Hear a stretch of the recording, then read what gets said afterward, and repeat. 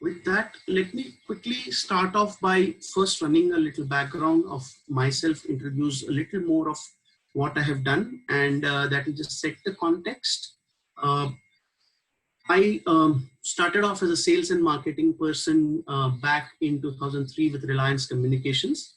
And I spent about a good 8 years in the corporate space with sales and marketing, even recruitment for about 4 years being my core background. Uh, from there, in 2010, I made the switch to Nandi Foundation, which is one of India's largest NGOs. And I worked for Nandi, I have worked for Magic Bus, which is another very large sized NGO that works across the country. And my last job was with a company called, an NGO rather, called Rang De, which has now actually become an NBFC. Um, so these are the three NGOs that I worked between 2010 and 2018, all in my capacity as a fundraiser.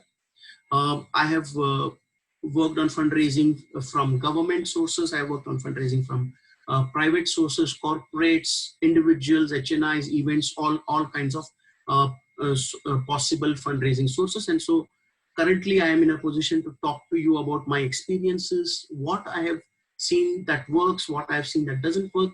I'll share some of those anecdotes as well.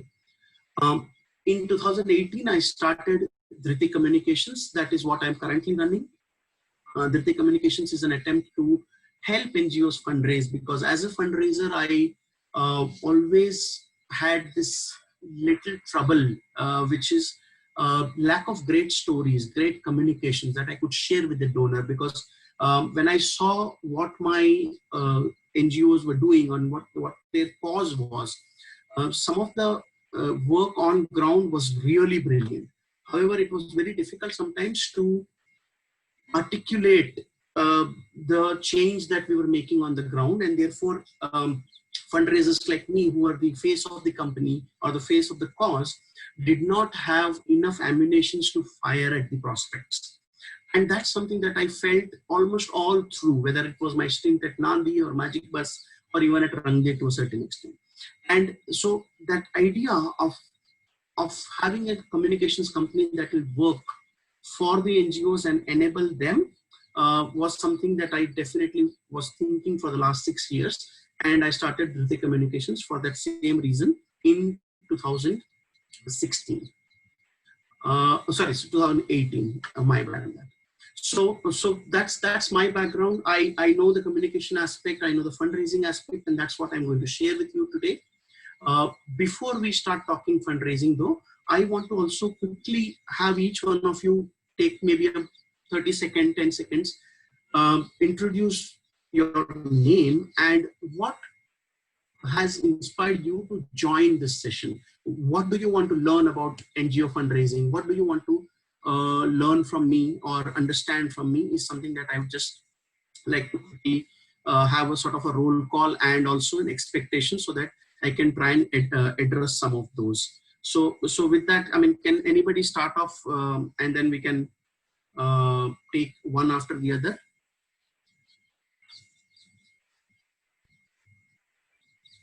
Sir, there are many bankers, and for bankers, it is not a basically question. We are directed by the government of India.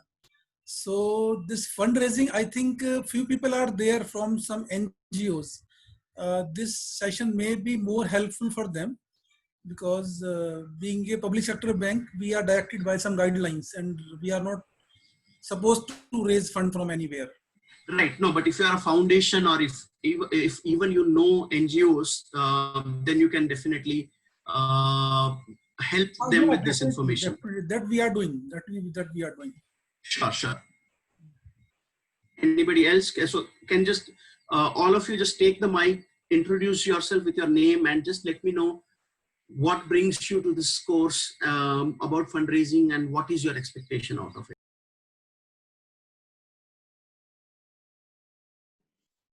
Hi, my name is Abhay, and I'm a travel consultant. My reason for joining this course was to have an understanding about the CSR and how and from where we can raise funds for different activities related to different aspects of life altogether. Like for me, I'm more keen on applying this thing into adventure tourism and some wellness tourism happening in parts of Uttarakhand and all. I belong to Uttarakhand. That's the reason, and that was yes, that is my main purpose of joining this session.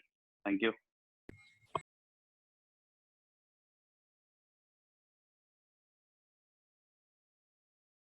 Who's going next?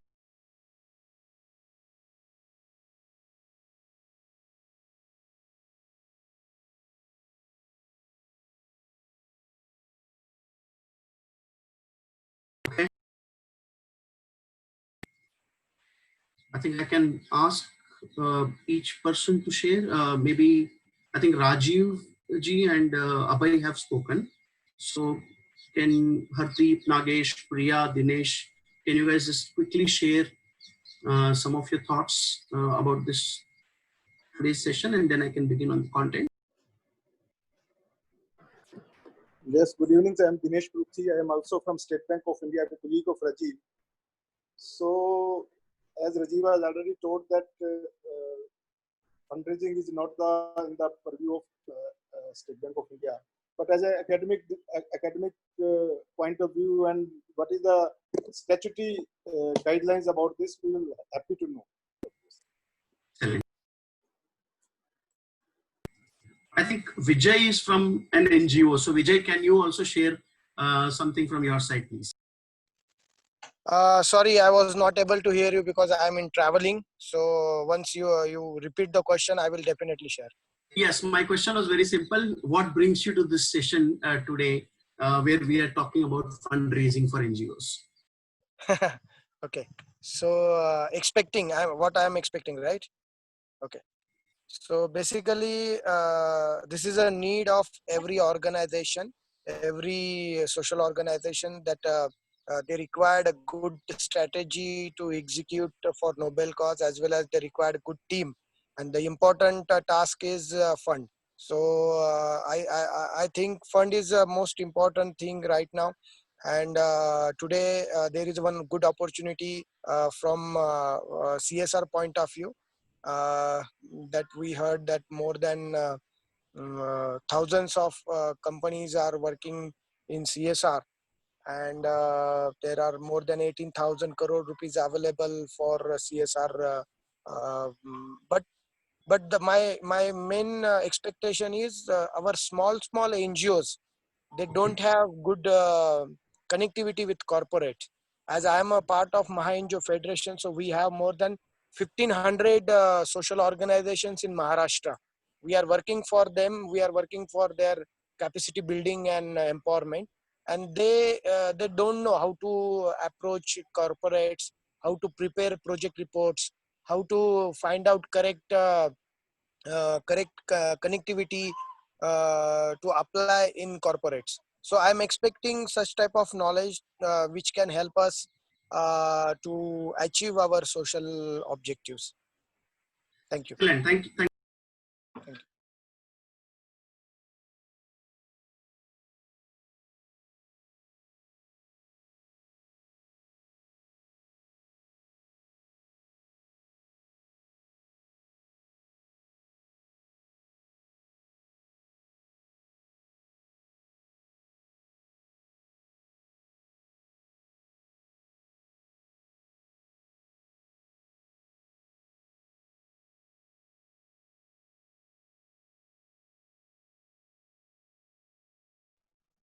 So can you please turn on your mic?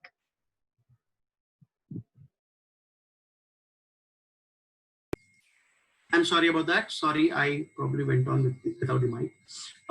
So I was saying that each of these sources that an NGO or a CSR foundation can raise money from, I will talk about each of these sources, what works with them, what can be your strategies, what are the tools that you require, and what are the general characteristics of each of these sources of funding.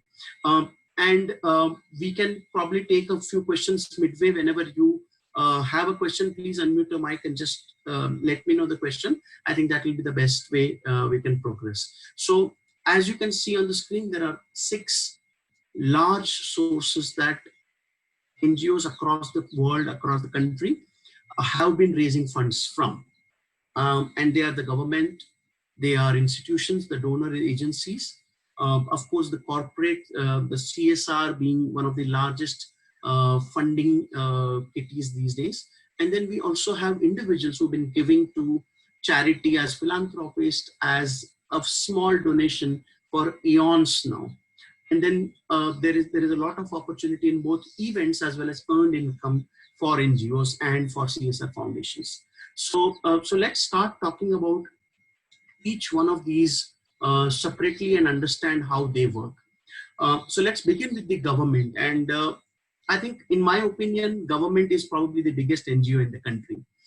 Because social development is the government's #1 priority, people development is government's #1 priority. And however, for many ages, what used to happen is that government could not reach certain pockets, and therefore NGOs were filling in for the government in delivering some of those social services. However, as time has passed and now governments have become more and more efficient, NGOs, instead of filling in for government where the government could not reach, have actually become active partners in government's own vision and mission. So in fact, one of the best examples I can give you was my first job in a social sector, which was with Nandi Foundation. Interestingly, Nandi Foundation was started at the instance of a state government. The government wanted to start a private organization which can deliver their programs. And I think today a lot of NGOs are able to do that, be a great partner in the implementation of services on ground, which the government wants to. And therefore there is a lot of money that is available for the NGOs to raise for their own causes. These are the characteristics of funds that come from government. And most of the times what happens is that because the governments work on a service delivery module and they want a partner in service delivery, you need not be a non-profit, you need not be a trust, you need not be a society or any charity to actually receive money from government. And a lot of business houses are also in competition for the same service delivery. And that is the first attribute that you encounter when you're working with the government. Of course, there are certain funds that are completely reserved for the social sector, but a lot of service delivery schemes that the government funds fuels money into is available for anybody who is willing to deliver those services, and NGOs can be one of them. Tapping into schemes is one of the most critical aspects of how you can receive money from the government. Each government has their own vision, each government has their own way of working and their priorities in terms of sectors.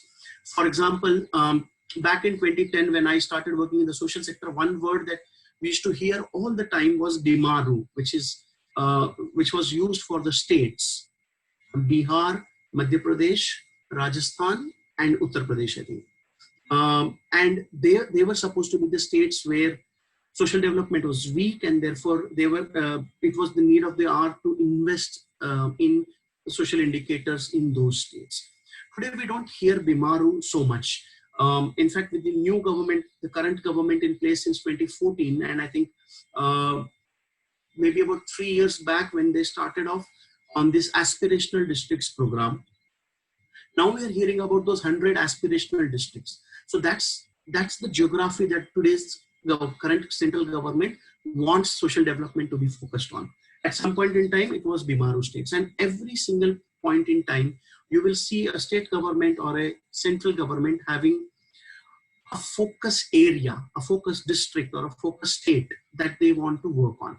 And then of course, they will also have focus domain areas.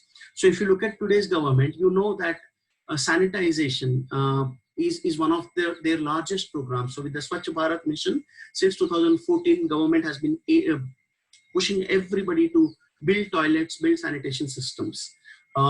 Of course, they also have other programs like Beti Bachao, Beti Padhao, which is the girl child education centric program. They also have the rural electrification program. But to understand whether government can support your cause, one of the first things that a foundation head or an NGO head has to look into is whether your cause dovetails into the government's vision. If it does, then it immediately makes you a good candidate for raising money. Now, the second thing is that geography, because if you are able to also tap into the geographies that the government is interested into, and if you have your projects or if you have your presence in those geographies, then it becomes even more easier to talk to the government and partner them.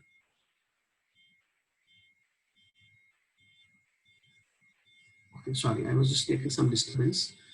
Now, most of these funds are controlled by the state and central departments, so one must know how to deal with some of these departments. One must know how the process of even tenders work, because some of these social development projects also go through tenderization ways. And once you have partnered the government, you can be very sure that it will be a medium to long-term partnership. Of course, it's a slow thing. It doesn't start. I mean, you go and pitch your cause to the government and government is going to give you money. That's not going to happen.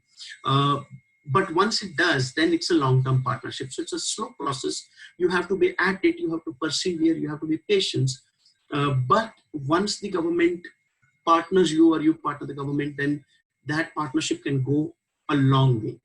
And one of the most critical aspects, like I mentioned here, is cause matching. As long as your cause and the government's vision are in sync with each other, it is then easy to get the money from the government.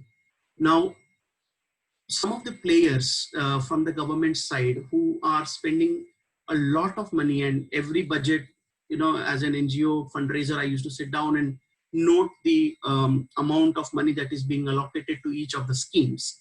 And I'm sure all of you do that as well. So, of course, big departments like the WCD, Women and Child Development Department, gets a lot of funds. The Sarva Shiksha Abhiyan, as part of the Education Department or HRD, definitely gets a lot of funds.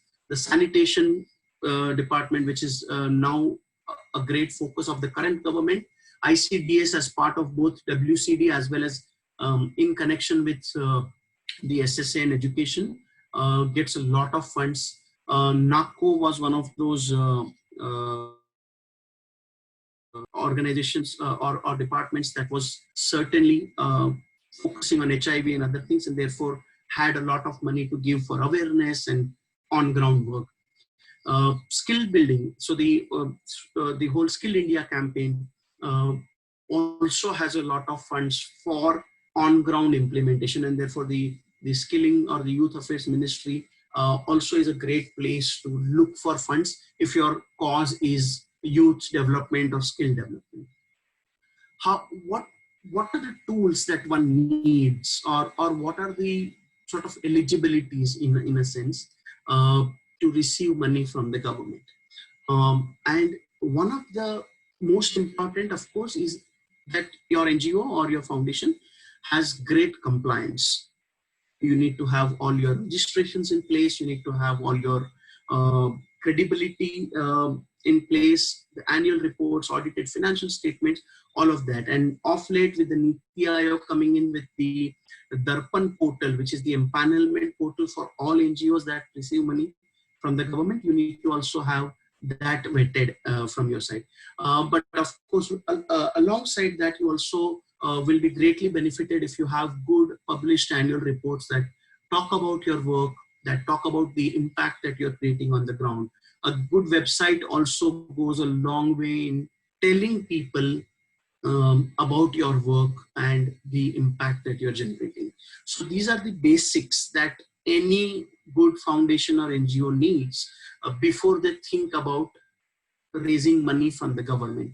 And I want to leave this government section with one critical idea, that is, you need to be very cognizant of the vision of the government, whether it is your state government or whether it is your central government scheme that you want to work with, you need to be cognizant of the fact that the cause matching is very, very critical. Once you are able to do that, if you can both match the geography as well as the domain, then it will be easy for you to then know where the funds lie.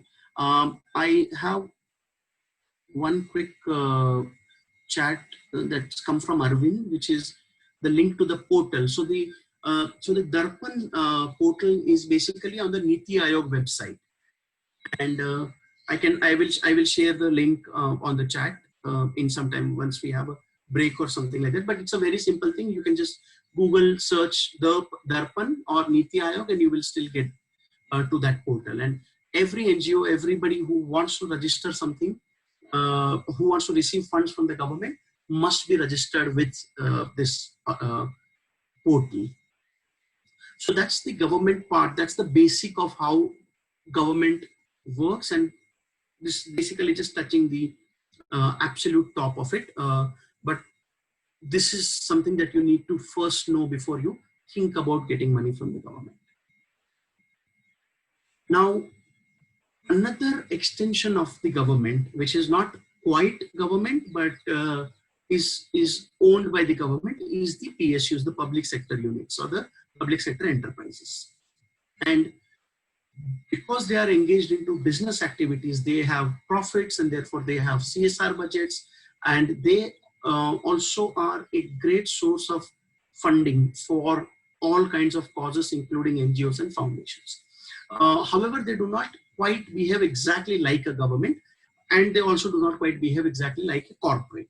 So there is a little different characteristic to this animal, and I think it's great if we can understand how PSUs work as far as funding is concerned.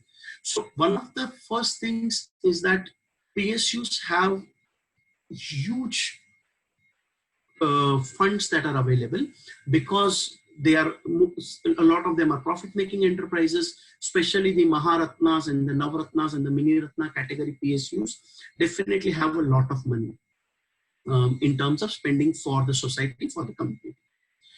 The other thing is some of the PSUs are also involved in businesses which kind of directly impact the communities around them. For example, mining business. So the likes of SAIL or NMDC would have mines, and therefore they would have created some impact on the communities that were living there. And therefore they also have a lot of focus on R&R, and therefore that also becomes a part of their CSR. And so there is a great funding potential from the PSUs if one looks at them. Sorry, I have somebody's mic on now. Okay. One of the characteristics, however, of a PSU fundraising, raising funds from PSU, is that they prefer a lot of physical intervention. So if you have a program that works on behavior change versus if a program on the ground is creating certain infrastructure, then the physical intervention, the infrastructure intervention has more scope of finding favor with a PSU versus a behavior change program. I'm not trying to indicate that the behavior change program will not get funding from a PSU, but the chance of you finding favor with a PSU are very large when you have a physical intervention that can be seen, that can be felt, and more importantly, can be audited. PSUs are open to public scrutiny, and they have a lot of people to answer to, including the all-powerful CAG. And therefore, PSUs are very, very careful in terms of where they spend their money, and they try to take the safest investment possible, an investment that can be measured physically, and that's why they have a great preference for physical intervention. If you're creating a plant, a water plant, they can give you money for that. If you're creating school, classrooms, furniture, ambulance, health services that are delivered in the villages, anything that is physically verifiable is something that they prefer very highly against a non-verifiable kind of a intervention or non-measurable kind of intervention or qualitative kind of intervention. PSUs also have very strong geographical preferences owing to the fact that they have a strong geographical presence, especially in the mining, etc. sectors where they are present in, let's say, states like Chhattisgarh or Jharkhand or Uttar Pradesh, Madhya Pradesh, Odisha, West Bengal, these kind of states.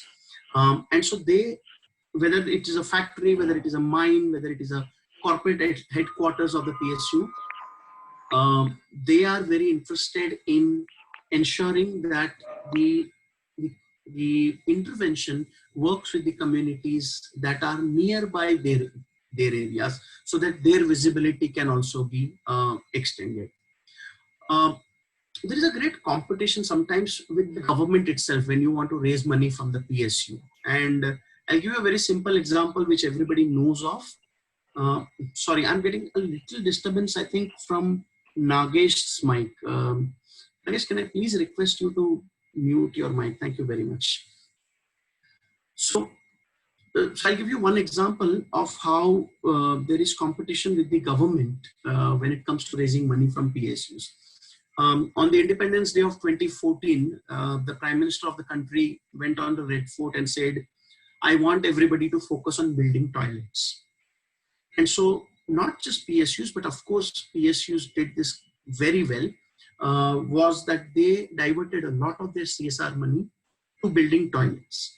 The reason they do something like that is because it's very easy for them to justify the reason why a certain cause was chosen. And if the cause is chosen by the government of the day, if the cause is chosen by the administration of the day, then it becomes very safe for a PSU to invest in such a cause. And so it's almost like you take one cause to the PSU and ask funding from them, and the government is promoting another cause. The PSUs might go and choose the cause that the government is promoting, just because they feel that is very safe. While working for Nandi Foundation, I remember having worked with two PSUs very closely, and I have realized that as long as you have a geographical connect with them, or your program, your intervention is in the geography that they are interested in, and if it is physical in nature, there is a great chance that they will give you money. Of course, a little like government, the PSU sector also works on a little longer lead time. And so you will have to go about pitching your cause, following up, etc. for a while before they decide. But once they decide, again, the partnership, much like the government, is going to be long-term.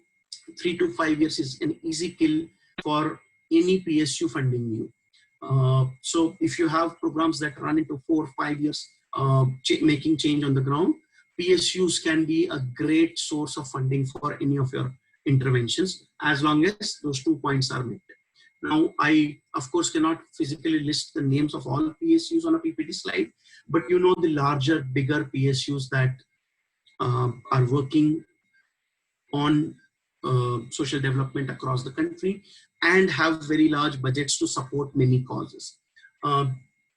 Companies like ONGC, companies like NTPC, NMDC that I had the privilege of partnering. SAIL is the another company. BDL here in Hyderabad has a plant that kind of falls in the boundary of Hyderabad, and therefore they're interested in working in Hyderabad. The oil marketing companies, I think we have somebody from HPCL on our call today, or at least we had somebody from HPCL yesterday, if I'm not wrong.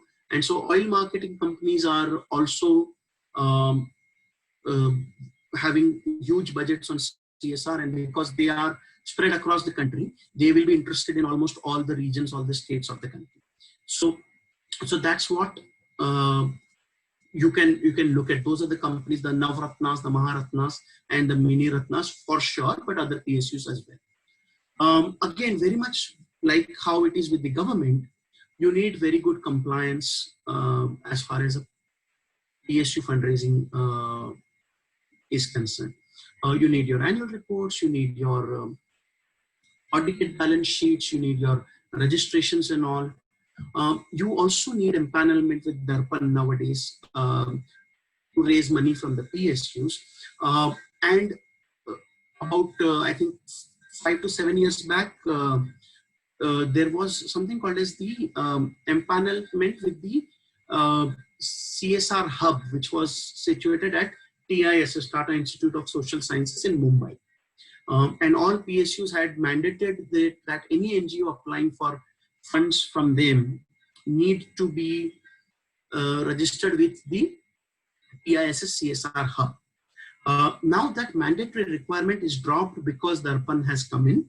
And so if you are registered with Darpan, then you're good to go. However, a lot of PSUs would still be very happy if you have a registration and an approval from the CSR hub at TISS. So if you are a foundation looking to raise funds, if you are an NGO looking to raise funds, you should definitely look at this as an opportunity. You should register with the TISS CSR hub as well as Darpan both. That opens a lot of possibilities as far as both government and PSUs are concerned. At this stage, if you have any questions on these two, I'd be happy to take them, or we can move on. So if you have a question, just unmute your mic and you can ask.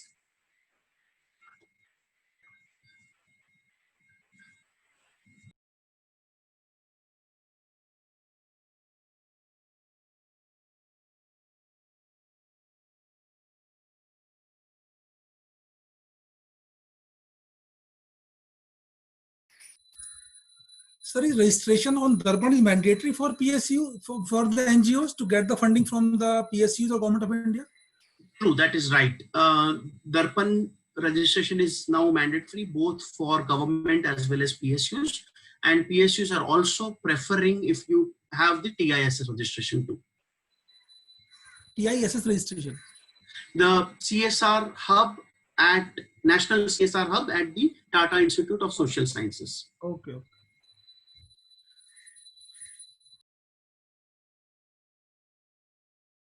Okay, if nobody has any other questions, then I think I can just move on to the next segment, which is the institutions. So later in the session today, we will be joined by two very eminent CSR and global CSR leaders as well, who will throw a lot of light on these two as well while I complete this part of the presentation. We will also be talking to them. I think that will also be a great opportunity for all of us to learn a little. So let me quickly take you through how institutional fundraising works and what are the top characteristics of that. Institutions are basically organizations whose core mandate is to invest in social development, and most of these are international organizations who have a mandate to invest across the world. So they're not in general bound by any specific boundaries. However, they do prefer to work within certain specific geographies, which is their own choice. However, institutions have great funding potential and they have been supporting social development, specifically in the developing countries, for years now. One of the great things about institutional fundraising, okay, I've been told that the slides are not visible. Is that the case with everybody? It's visible to me. Okay. It's visible. Anybody who can't see the slide, can anybody just tell me if they can't see the slide, because I just got one message. I'm able to see, Dhimantji, maybe I have to relog in, or what is the problem? It's a totally blank coming in my screen. Okay, I think that's very interesting, Anilji, because everybody else seems to be. I think, yeah, maybe you could do that, sir. Maybe I'll relog in it. Huh? Thank you. Yes, please. Thank you. Okay, sorry for that. So the institutions, because their mandate is to invest in social development, and that is the reason for their existence, they are interested in long-term, on-ground, impactful change. And so if you have a program that say a whole plan of, let's say, 5 years, even 6 years, 7 years, 10 years, it will be very difficult for you to raise all the money, all the commitment from one single corporate CSR donor or any such donor. However, if you go to an institution, there is a good chance that they will commit to that kind of a long-term project as well. Of course, they also do medium-term and short-term projects, but institutions are, in my experience, institutions will be okay to commit to even a very, very long-term project, considering current scenario. Maybe a 10-year project is also a possibility if you go to an institution, not anywhere else for sure. Institutions, because their mandate is again to work on social development, they have professionals from very, very strong social development backgrounds, and they understand the social development world, the domains, the SDGs, the impact on ground, and the methodologies of every kind of domain very, very well. In fact, I keep saying this to my friends in fundraising circles, that most of the institutional funders know more than any fundraiser that is going to present a proposal to them, because they know every single domain very, very well, and therefore they have a very stringent filtering system. You need to be completely in command of your cause. You need to be completely in control of what you're doing. What is your strategy? How are you driving impact? How are you measuring impact? And only if you are very, very sure of how your program, how your project is going to deliver, then an institutional funder will be happy to support you. So that's one very core thing. Institutional fundraisers are a breed of their own, because they understand these things very, very well. And of course, like I said, while they have the whole world to support, a lot of institutions have a very strong geographical preference. This can be sometimes owing to their founders having had certain kind of experiences in a certain geography. I'll give you one very nice example from my own fundraising career, while I was working with Magic Bus. We had a institutional funder from London who had come to see our program. The name of that organization was Scottish Love for Action. And we were really amused by this name itself. It said Scottish Love for Action. There was a team of 4 or 5 people who came in, and they were verifying and evaluating our program. And I had the pleasure to speak to them and talk, understand their style of work. And I asked them, why did you choose our state? Telangana was a very new state at that point in time. And I asked them, why did you choose our state to support? And they said that their founders had resolved to support the northern Andhra Pradesh region because they had come to northern Andhra Pradesh some 40 years back, and they had some really good experience with the locals here. So when they went back and started a foundation after a few years, they said, because we loved that part of the country, India, we will only support that. And when they realized that that part is now becoming Telangana, they said, we will restrict our support only to Telangana.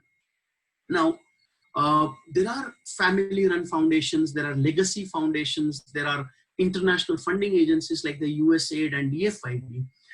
All of them will have very, very clear geographical and domain preferences. But if your cause matches those domains and those geographies, then, and if you have a very, very good grasp on what you are trying to achieve on the ground, then you have a great chance of raising money from the institutions. Most institutions focus on basic social services. And this is not to say that they do not focus on advanced concepts like behavior change. But when it comes to basic rights like food, education, sanitation, that's something that is a great focus for most of these institutions. Let me list a few for you. Again, these are not unknown entities, but of course, these are very, very large-sized institutions that have been giving a lot of funding to NGOs across the world.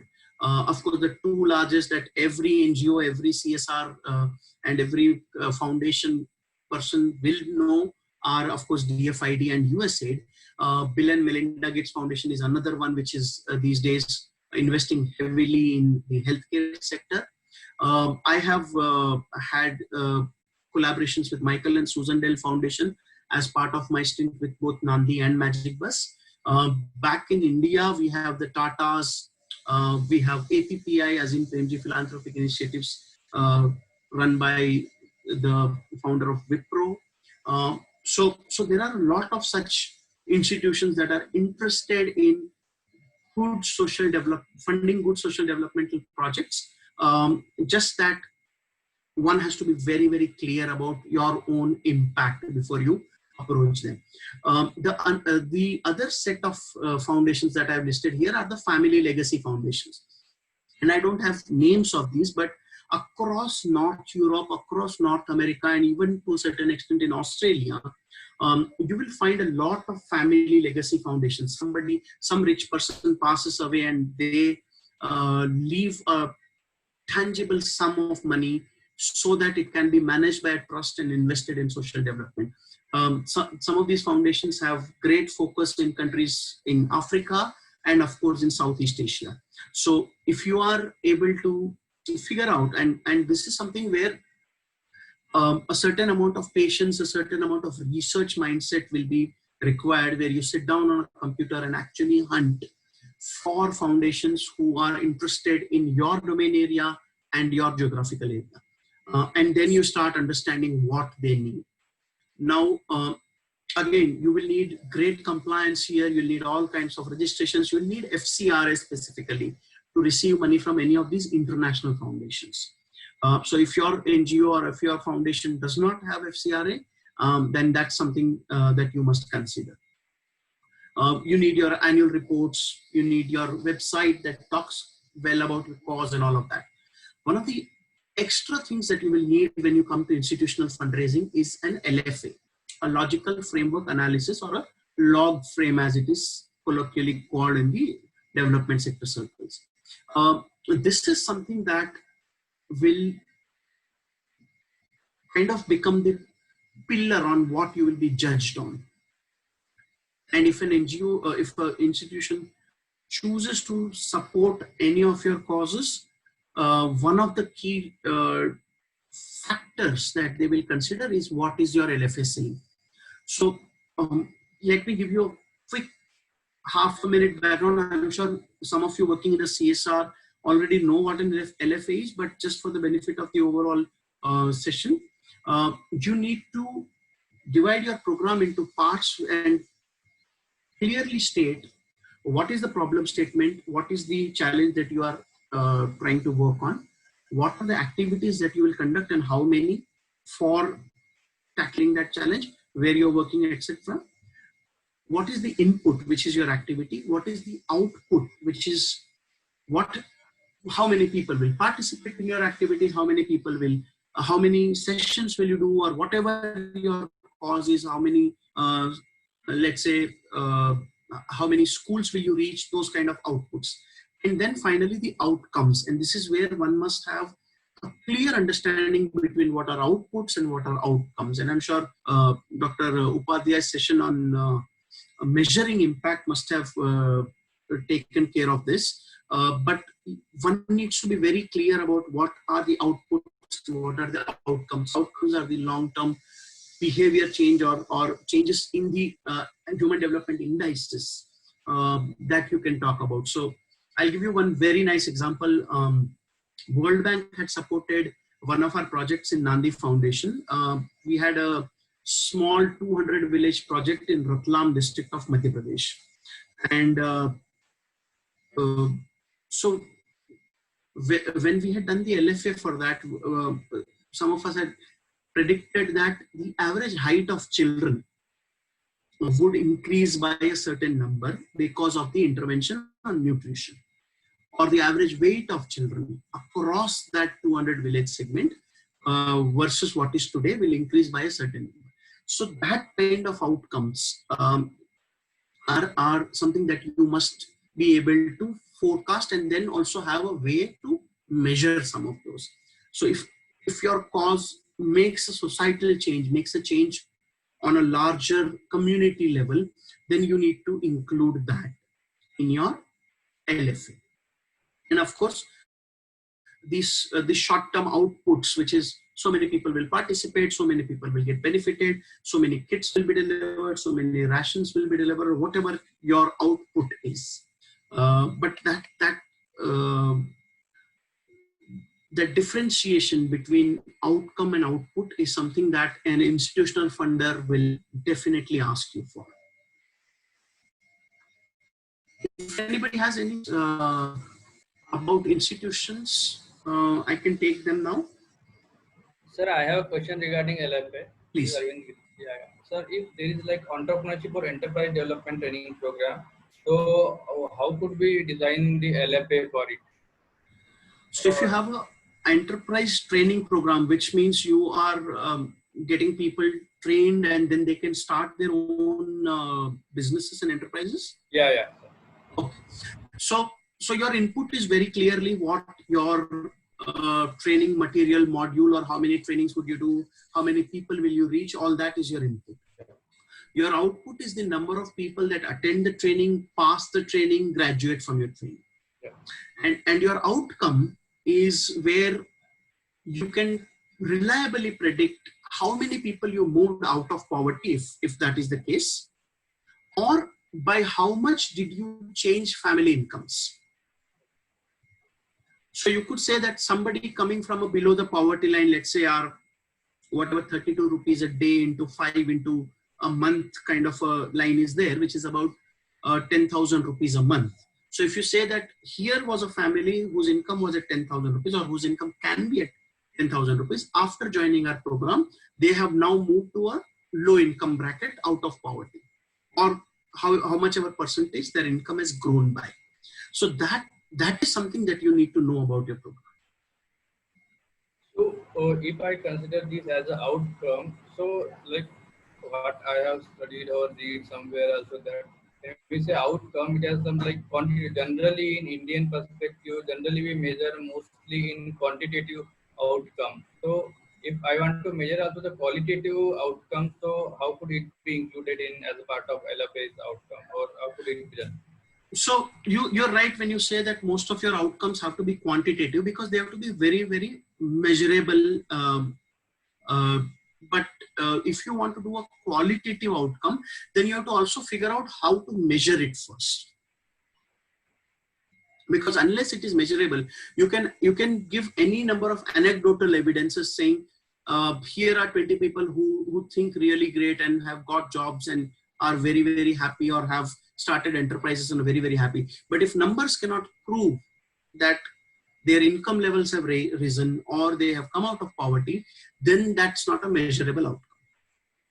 Can, sir, convergence be one of the outcome? See, again, convergence, let's say if convergence is among organizations or among community organizations at a local level, you will have to prove it. Or with like government schemes, then it could be? Yes. I mean, again, it's not that it cannot be an outcome. The only qualifier, the qualifier here is, can you measure it? Yeah. Sir, I have one small question. Please. Whether CSR or your Dharti Foundation organization will help us to get the funds, or will help us to work as a partner with you for execution of any project in social field, because we are in Maharashtra working on Corona impact. We are working with 400 more than 400 villages for job creations after Corona.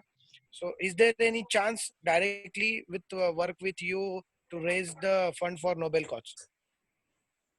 So Harsha is on the call. I think for ISCSR, she will be able to tell you if she can help you on that or not.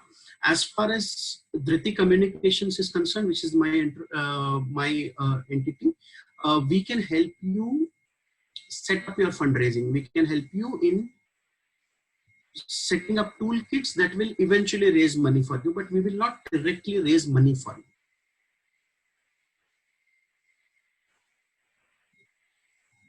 As Does for that answer your? CSR, we are more into training and research and development, but please share your details and let us discuss it internally with our advisors. We shall revert back to you then. Okay, thank you. Thank you. Thank you, Harsha, for that. Thank you. Right. So if there is any other question, or we can move on to the hot topic, corporate CSR. Dhimant, can I say something? Yes, Mr. Venkat. Please do. Chances are that Dhriti can actually enable and guide the fund sources available from the government, especially where there is a lot of knowledge gap. So you could become the champion, you could be the guide, you can really showcase and tell them this is where it is also got. Besides, of course, making the pitch and the presentation and the material for them. Maybe there's a fees for that, obviously. So you could become a catalyst for them to know where to get all the funds and how to get it. I think that's a great observation, Venkatji. I think, yeah, we can talk about it. So Vijay, once this call is done, maybe you can connect with me, and maybe we'll work out what can be done outside the purview of this course as of today. But thank you, Venkatji, for your suggestion there. All right. So with that, we'll move to the corporate CSR aspect. And I think a majority of people listening today are from corporates. So I think if I'm making a mistake here, you might want to correct me. Though I'm hoping I'll not, but I'm just ensuring myself before I start off. So I've worked with a lot of corporate CSR, and I've received for my causes a lot of money from them. And given that since 2014 we've had this CSR law, a lot of companies are mandatorily required to invest in social development, and that has opened up a huge fund as far as the Indian social development market is concerned. Let me ask some of the participants, does anybody know how many NGOs are there in India? If you know, you can just unmute As your... per registration, more than 32 lakhs. Vijay Singh, 32 lakhs. Anybody else? I don't know exactly about India, but once I was verifying it for the Thane district, and I have interacted with the Charity Commissioner. He said there are around 92,000 NGO registered in only Thane district. So if I consider for India, so mostly it will be around a crore. Around a crore. Oh my God. Okay. As per the latest data. Sorry, Anilji, you cut out there. Can you say that again? Is it as per the latest data? It is around 31 lakhs. Right. So I think the figure of about 30-35 lakhs, depending on what you call an NGO, because some people have very definitions of a non-profit organization, but that's the number. There are about 30-35 lakh NGOs in the country, right? So this one, sir, actually, this is registered under Indian Society Act 1860. Yes. And Yes. the trust, there's a foundation, even the schools, like your educational society is also registered under 1860 Act, but they are different. They are not included in 31 lakhs. Right. So that's why, I mean, if you count the schools, if you count some political parties are also registered as NGOs, if you count temples registered as NGOs, the number goes higher. But the social development organization, there are about 30-31 lakh social development organizations. Now, I have one more question, which is how much money is available from corporate CSR every year? Does anybody know that? I'm sure all of you know this answer. 18,000 crore. 18,000 crores, says Vijay. Okay. Can somebody from a corporate verify that?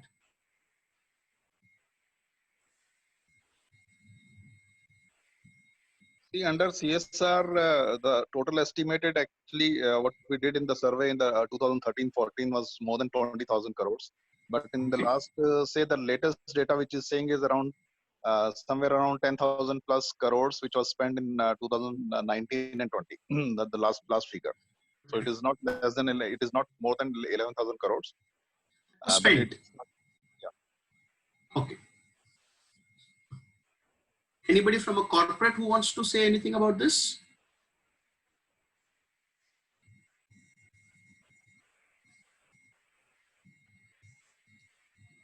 We have a lot of participants from corporates who have chosen to stay silent at this point. But I think, Anilji, my understanding from some of my fundraiser friends has been that last year the total possible allocation was about 28,000 crores. Maybe they just spent 11,000 out of it, but the total available kitty was about 28,000 crores. this data is from Ministry of Corporate Affairs, which is maybe that allocation was around, target was around 20,000. That's Yes. what I'm saying, that right from the beginning, we are saying that it is between 20,000 to 25,000 crores. Correct. It That's started the with, that's the possible allocation. yeah. So Now, yeah. Sorry, thank you. So the reason I'm asking you these two questions is that for about 30 lakh NGOs, there is 28,000 crores with the corporate coffers. And therefore, every corporate CSR head is a much sought after figure when it comes to any place, any corporate function, anywhere.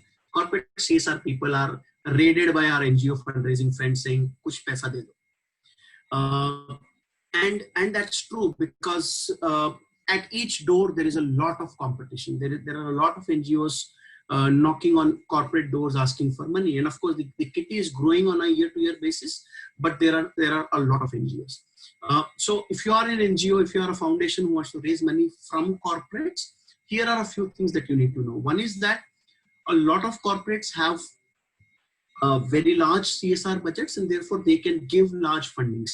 Most corporates prefer to engage on a medium to short term kind of projects. You rarely get a project of 5+ years signed off by a corporate. Generally, it's a 3-year cycle where they like to engage and then sort of reflect on what is going on. Every single corporate which is now mandated or qualified to have spending in the CSR, I think has a CSR policy. And us fundraisers should be aware of each of these corporate CSR policies, especially the ones who are interested in funding the domain areas that we operate in. Most of these policies are available on their websites, and most of these policies are in line with the Schedule 7 of the CSR Act, which is Section 135 of Companies Act. And that Schedule 7 started off as a very, very small thing, but now it has kind of grown into a lot of aspects that initially were not considered as CSR spending. So as fundraisers, as people who want to raise money from corporates, we must be very cognizant of the fact that who are these companies who are interested in spending money in our cause, and of course our geography. I remember making a very novice mistake very long back, where I went with an education project to PepsiCo, and PepsiCo was at that point in time very, very focused on doing everything with water.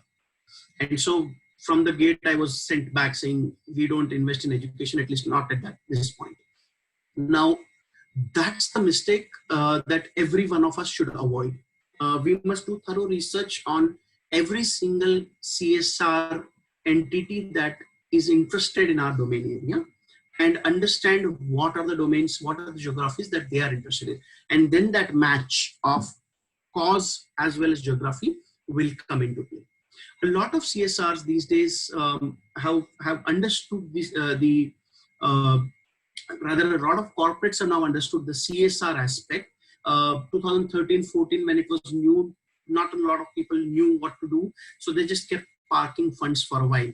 But now they've understood the game, and I think somebody like Venkat sir would back me up when I say that for CSR now, for corporates now, CSR is as important as their core business, because it's a great way of creating positive environment about the company, great way of creating positive word of mouth about the company. And so I think CSR is as important for a company as it is its core business. Venkat sir? It is, in fact, so. Today, you can't participate in most of the global tenders if you don't have a decent one page on what you are doing and how sensitive you are and what is the responsible business that you are delivering. Perfect, correct, sir.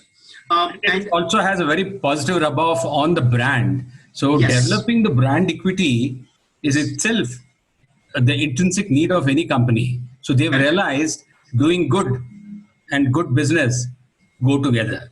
Absolutely. And so that is true. It also impacts their talent attraction and talent retention matrices. So for a corporate, CSR is as good as core business now.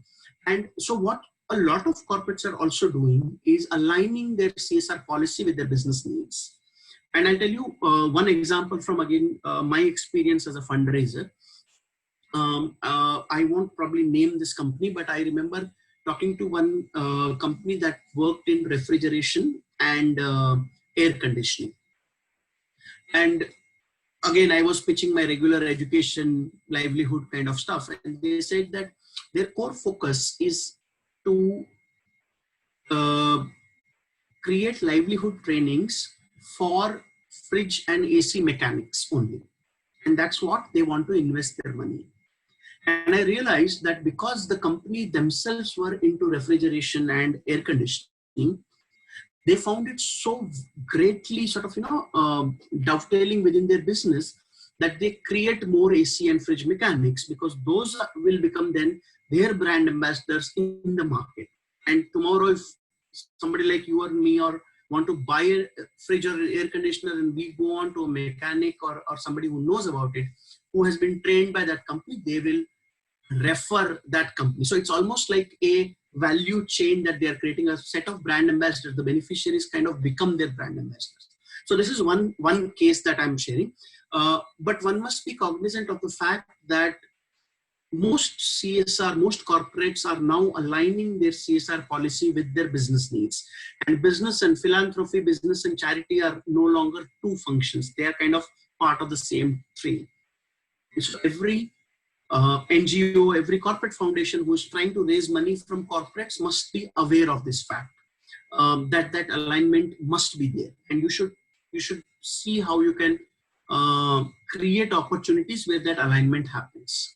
Of course, like I started, there is a great competition, and it's a very tough thing to break into a new CSR funding at this stage, and especially with the COVID. Again, the proceeds will be highly skewed in favor of any intervention that works on COVID.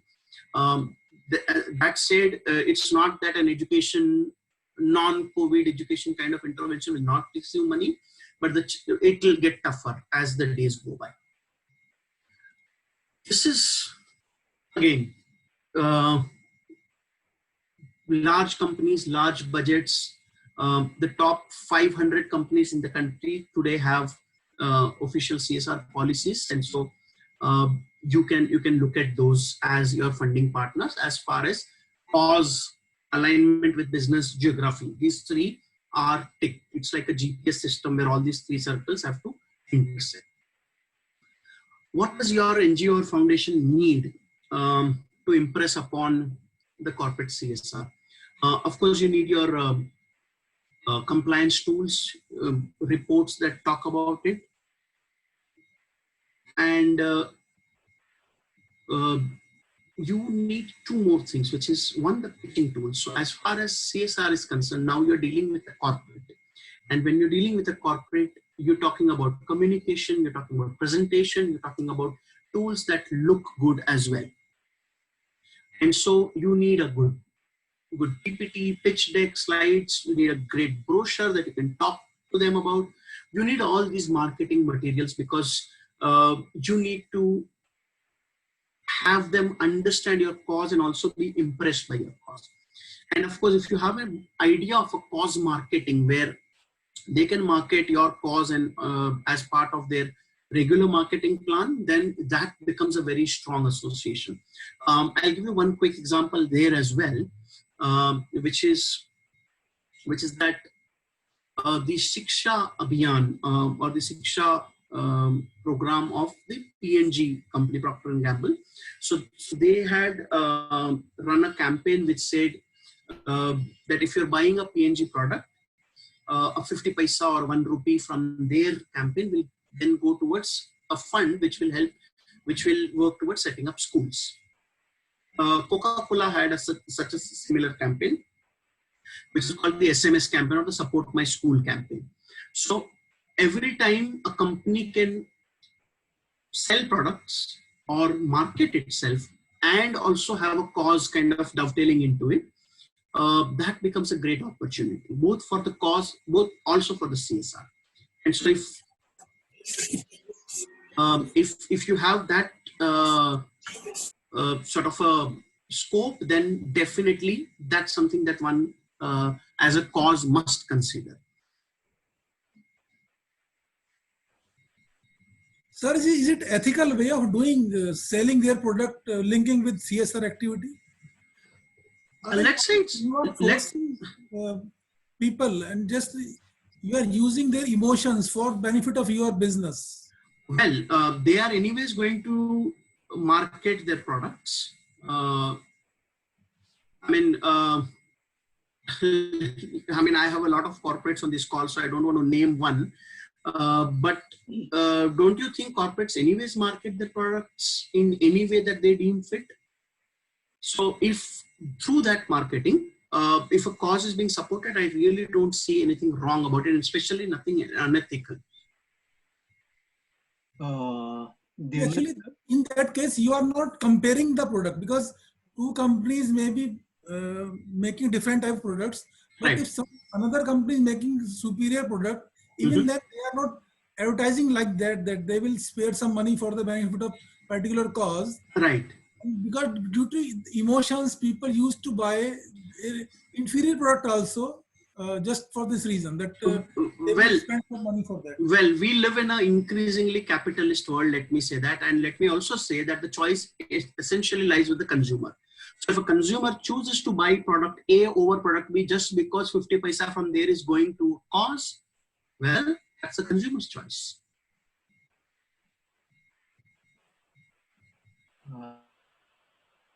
Dr. Upadhyay, you wanted to say something. Please go ahead, sir. I just wanted to inform you about one thing. Like, say, with this COVID, a new opportunity came where NGOs got two type of projects very much. First is distribution of this food because there were a lot of migrants.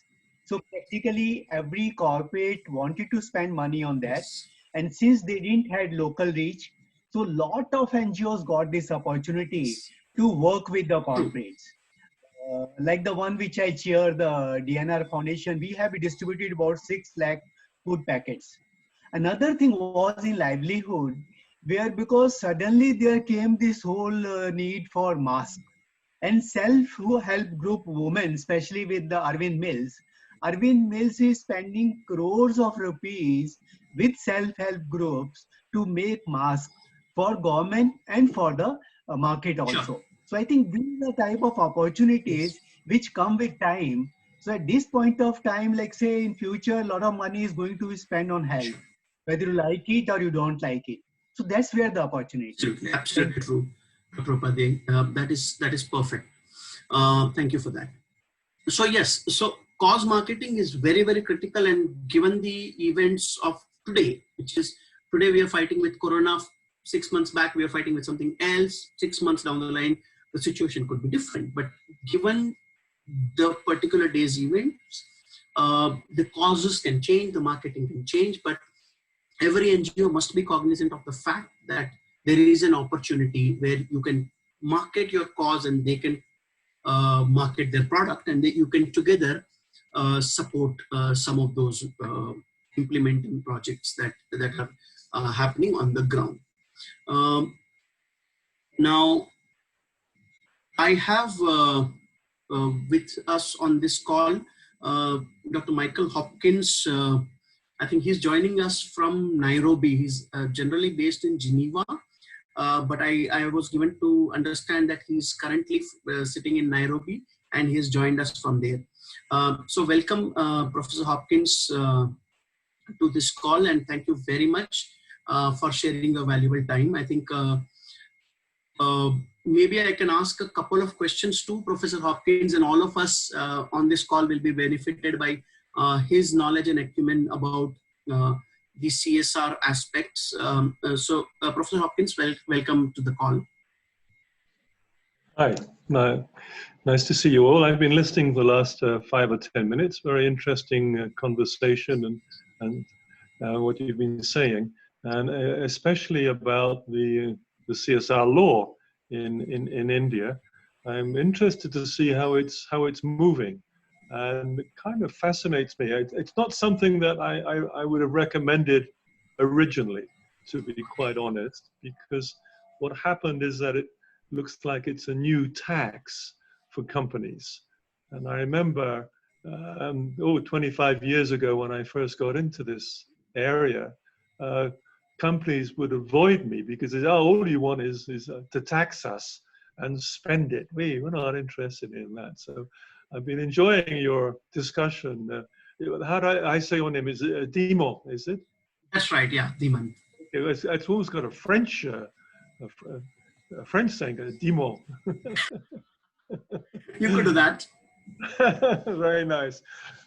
And in fact, behind me, I have a picture of my of the French Alps, as it happens, where I live normally, but there's some disease going on apparently that's stopping movement. Have you heard of that? No idea, sir. No idea. Yeah, it's very, very strange. But I hope all you people listening are keeping safe. It's essential to wear a face mask. You know that. You have to do it. Don't wear it as they do here around your chin and hope that it's going to protect you. This is a highly contagious disease. Here is an Indian handloom face mask. Oh, very good. Good for you.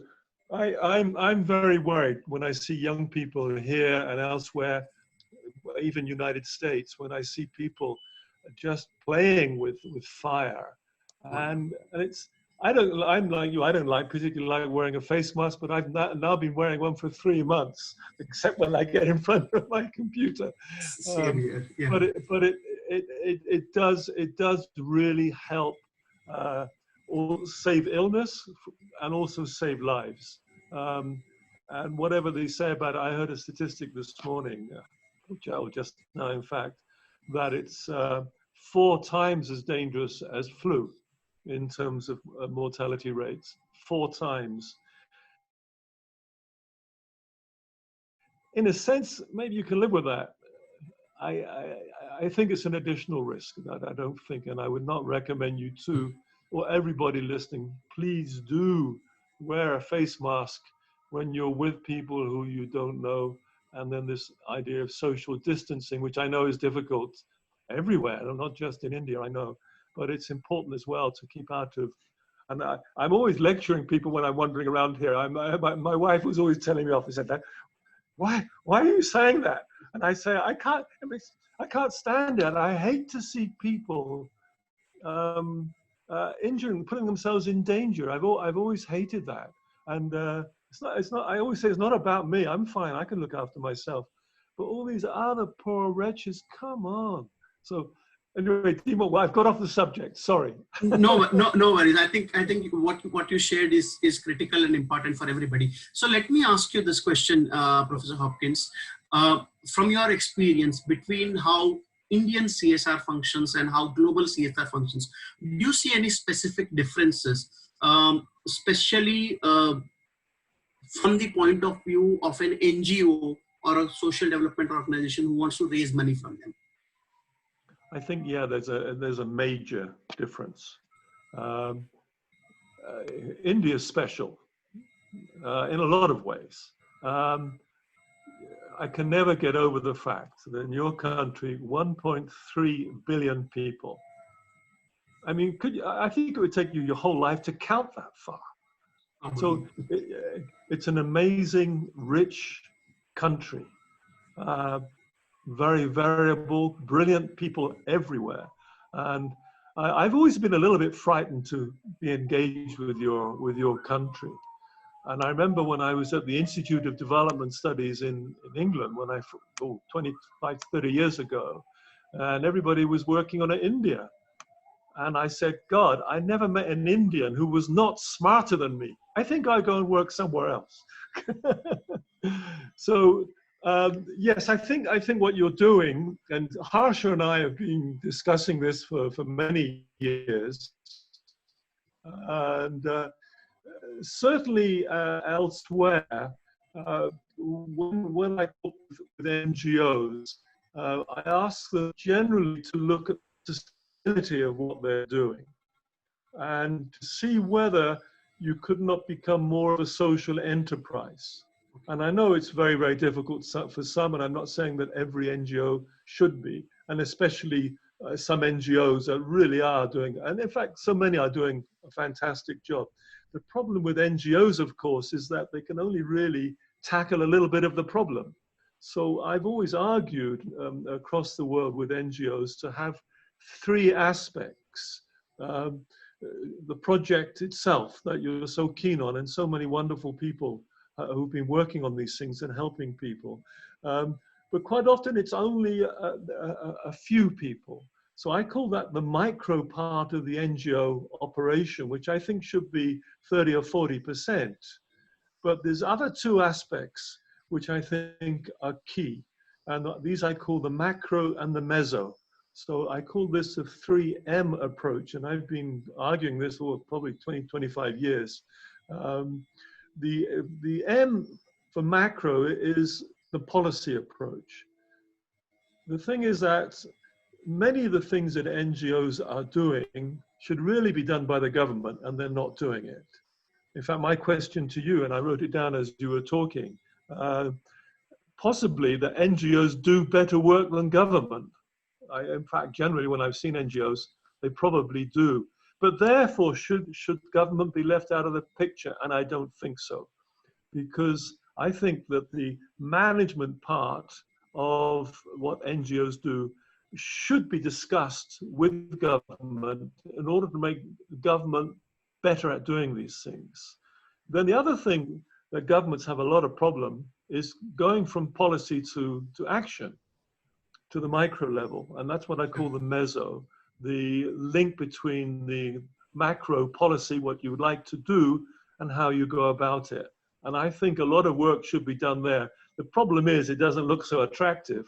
If I asked a famous film director once, when we were on the same platform, when I was going on about my 3M approach, I was actually in California, in San Francisco. And I said to him, it's great work what you're doing. He was working on boreholes as well as his film work. I said, but you're meeting presidents and the rest of it. Why don't you chat to them about what you're doing and how they could help some of these key issues? I mean, and also you're a film director. Now, this issue of macro policy and capacity development, which is meso policy, which by this time people have fallen off their chairs and gone to sleep. Please do a film of it. Show people how it's done. It's so important. Yes, yes. So that was one thing. So when you ask a question like that, you know, how is one thing different? It's a bit like the question that people ask me, you know, how does China do on CSR compared to India? Right. Well, they're 1.6 billion people, so it's very, very difficult to do these analyses. Right. Dhimant is what I've been pushing for many, many years, is a systems approach to CSR within a company or any institution. And you kind of touched on that just now, actually, as you said that companies are much more interested in looking at how CSR applies to their whole company, which I call the multi-stakeholder approach. Right. And my definition, I was actually, as you got to me, looking to share my screen and show you my definition, which is very simple. CSR is about treating key stakeholders responsibly. Now, let me just repeat that. CSR is about treating key stakeholders responsibly. So those 5 words, each one is heavily loaded. What do you mean by treating? What do you mean by key? What do you mean by stakeholders? What do you mean by responsibly? And I think my last book went to 500 pages before I tried to answer that question. So Okay. I mean, these are social and economic, societal questions, incredibly important, I think. And I was very, very happy to see you, venturing into that domain. And what happens across the world is that if you don't get the CEO involved in your CSR, or whatever you call it, people call it all sorts of things, corporate citizenship, corporate sustainability, triple bottom line, I don't know, human face, so doing good for communities and so on. I don't really mind too much about what they call it, although I do like a good definition. I think I'm a bit stuck with corporate social responsibility. I remember everybody saying, "Oh, you must be a Marxist. You want to get rid of corporations and so on."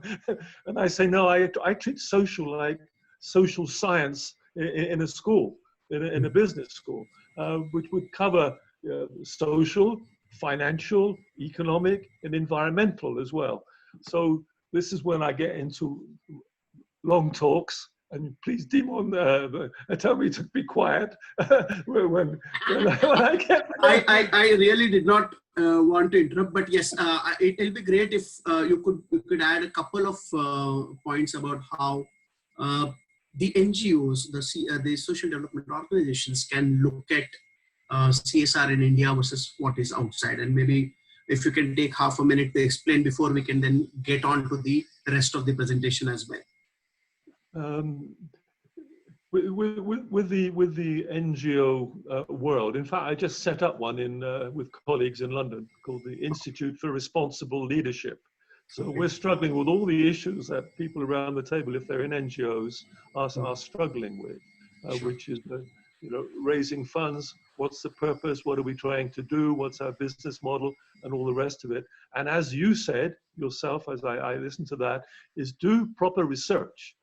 Do research what you're trying to do and get as much information as you possibly can. But I think that I was not that pro the 2%, because, as I said, the corporations look at me saying that all you want to do is to tax us. And I say, no, I want you to treat all your stakeholders responsibly.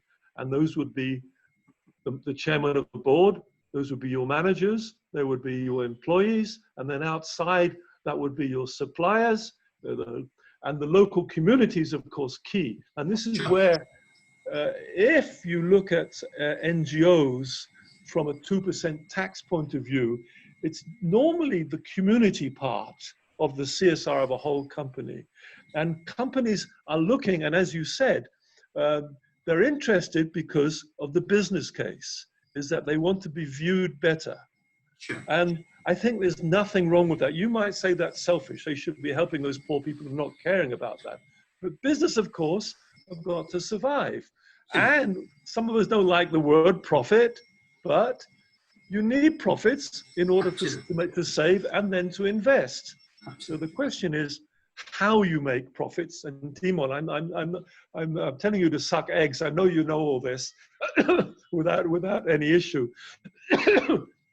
But certainly, the issue of social enterprise, and perhaps we can talk, I think Harsha has got me down to give a course in a few weeks' time, which I hope you'll share with me, Dhimant, and people around here who are listening today. I see 22 people listening today will come and join us. I think Harsha is giving a discount under IICSR for such a course.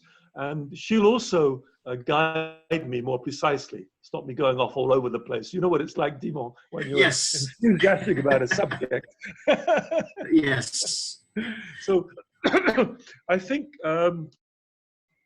more about social enterprise. Not always possible. I'll give you a quick example. Just out of the blue, I was in Romania last year. I'd never been there before. You don't even know where it is. Romania is in the middle of Europe somewhere. It is right next to Hungary. Oh, okay. Well, you see, already you're showing that Indians are better educated than me. Anyway, I went and I gave my chat, and then they said, on your day off, what would you like? You know, would you like to visit the museums and the rest of it? I said, no, no, no. Take me as far out of the capital city as you can, and let me talk to some farmers. Let me talk to the people. Let me find out what's going on. And it was absolutely lovely. And they said, well, are you sure they don't speak your language? I said, well, we must ask them if we see that. They see this strange guy. In Africa, we call people like me Mzungus, you know, this strange guy. I said, we have to explain that if they don't want to answer questions, we will just leave. You know, we're not the police. We're not anything official or anything. You wouldn't believe how many people love to talk, invite me into their houses, and sit me. I'm sure you know that. The same in India, because I've done it in India too. Absolutely, yes. Very poor people, they look after. Anyway, I went back to the capital city, and I got approached by an NGO, a lady. I remember her, and she said to me, would you give some money for our children's home? And I said, well, how does that work? And then I said to her, well, I can't give you any money because only local change, but what I might be able to give you is a bit of advice. And you could just see her looking the other way. However, I said, what about, I mean, these children, you adopt them as orphans, and then for 15 years, you're with them, which is marvelous. I said, well, maybe they should give something back, because when they leave at the age of 15, 18, 20, whatever, they will go into business, and some of them would have some extra money, and perhaps you have a contract with them, so they will give a little bit of that to you. Sure. And if you got, you know, 150,000 graduates or whatever, that would help in order. Not everybody could afford it, but some could. And Yeah. so that was a way, and she probably would be able to organize enough funds, not only to cover her existing investment, but also the future. And I said, I'm coming back in a year's time, and I'm going to check with you, see where you are. So that's an example. Great, great. Thank you so much, Professor Hopkins, for your thoughts. And I think everybody on this call, including me, are benefited by your presence. Thanks a lot for your time. Thank you very much, and thank you for listening to me. And one thing I enjoy about doing this, I know Harsh is trying to say something, is that I love talking. Okay, I talk too much, so I love also listening, because I'm with people such as yourself, because we always learn. So it's such a pleasure to teach across the world. To me, I don't really call it teaching. To me, it's a discussion. Harsha, over to you. Thank you for accepting to come at such a short notice. I really appreciate, we all really appreciate your presence and the knowledge that you've shared in a very short span of time, and about fundraising and about how things go internationally. It's really valuable and enriching. And I like the Alps in the background. Oh, well, one day you got to visit that, Harsha, one of your travels. Anyway, everybody, lovely talking to you, and a greeting from deepest, darkest Africa, which is not as bad as it sounds. I wish you all well, and I think from what I can see with Dhimant, you're in very, very good hands. And I know Harsha for years, and she is also something. And I see somebody else there, Smriti, who we've been discussing with, and Dr. Upadhyay. How are you, sir? And Anil Jaggi as well. My goodness, you've got some great minds with you. You don't need to listen to me anymore. Bye-bye. Thank you for your time, Professor Hopkins. Thank you so much. Bye. Lovely to see you. Thank you, Dr. Hopkins. Nice to see all our Alps. I'm also from the Alps area, Himalayan area, so I'm enjoying that your photographs. Thank you very much. My pleasure. Goodbye. Stay safe. Bye. Thank you. Thank you. Bye. All right. So with that, we will all come back to the presentation at hand. I think we have about 30 minutes to go, and probably we'll add maybe 10 if all of you are fine with that. So there are corporates who are mandated CSR spending. And most of these corporates would like to work with NGOs with certain credibility, which is at least a 3-year experience. There are a lot of new NGOs who start up and they have no support from the corporates most of the times. And I have been asked this question several times. What will a new NGO do? How do I survive for 3 years before I'm eligible to receive money from government, CSR, PSU, anybody? And for them, the first sort of avenue is the smaller corporates who are by law not mandated to spend money on CSR. Now, if you look at it, just like how Professor Hopkins just shared, that doing CSR is no longer a philanthropic activity, it's a core business activity. And therefore, most corporates who are not mandated are also interested in investing in social development because it makes sense, it's good visibility, it's great for talent retention, and it just creates a positive image of the company. And so here is a set of corporates, and this is the larger pie if you can really dig into it, because there are hundreds and hundreds and thousands of corporates who are not part of the mandatory CSR giving. And each city will have a specific base of corporates, and therefore there is much less competition compared to people knocking on the door of the head of Reliance Foundation. So these are the corporates who can give you small funding but committed funding. Most of these corporates want to associate with 1 or 2 NGOs and then be with them for a while. And so they are really committed to your cause. They are really empathy driven. Most of the times when you have causes that are empathetic in nature, like children's causes or nourishment, anything to do with Anganwadi, ICDS, school, anything to do with senior citizens, some of those causes which are empathy driven, the homes, these corporates are very, very interested in committing their support to such causes. Of course, they have very strong geographical preferences because they are located in not across the country, but in a small area. So they may have 1 or 2 branch offices across one section of the country. And so they're definitely committed to that part and that communities that they work with. They also have a great chance of employee engagement because most of these corporates, they don't need to have a CSR policy. They may not even have one. And so what they do is they select the NGOs that their employees love. So if your cause is supported by an individual who then works for a smaller corporate like this, you can get the corporate support as well. So this is the stepping stone. This is the starting point for most NGOs, most causes that have not yet completed 3 years and therefore need to be supported by a non-CSR entity. Employee engagement is, like I said, the greatest tool that you can have when you are working with these kind of corporates. You would also need good pitching tools. You would also need good cause marketing if possible.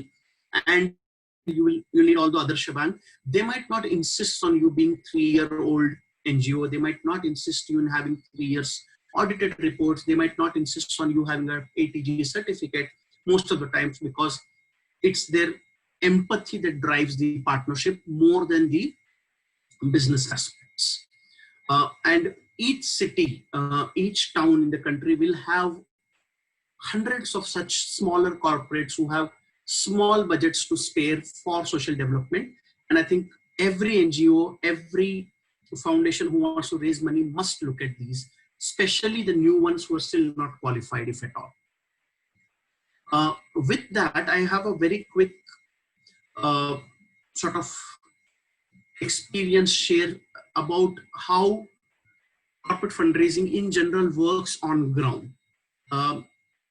And this is more like the basics of your sales process.